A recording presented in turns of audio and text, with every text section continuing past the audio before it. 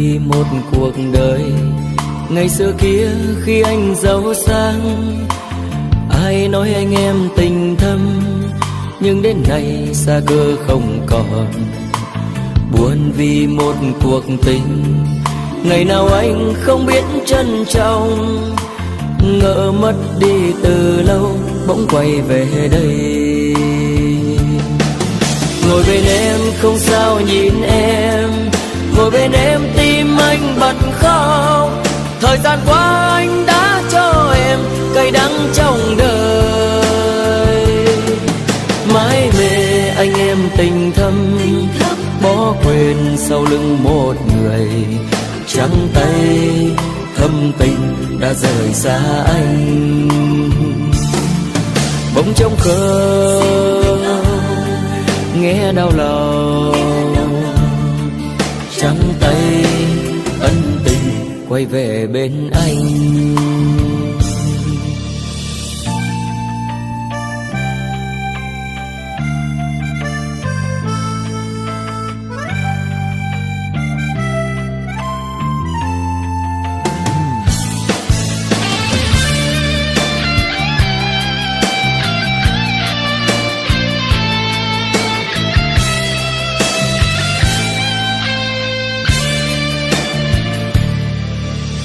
Cười vì một cuộc đời.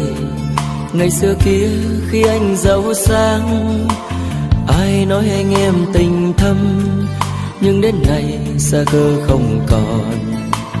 Buồn vì một cuộc tình, ngày nào anh không biết trân trọng. Ngỡ mất đi từ lâu, bỗng quay về đây. Ngồi bên em không sao nhìn em, ngồi bên em tim anh bật khóc.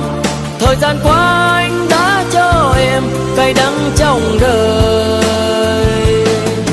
Mãi mê anh em tình thâm, bỏ quên sau lưng một người. Trắng tay thâm tình đã rời xa anh. Bỗng trống không nghe đau lòng, trắng tay ân tình quay về bên anh. Ngồi bên em không sao nhìn em, ngồi bên em tim anh bật khóc. Thời gian qua anh đã cho em cay đắng trong đời. Mãi mê anh em tình thâm, bỏ quên sau lưng một người. Trắng tay thâm tình đã rời xa anh. Bỗng trống không nghe đau lòng, trắng tay ân tình quay về bên anh.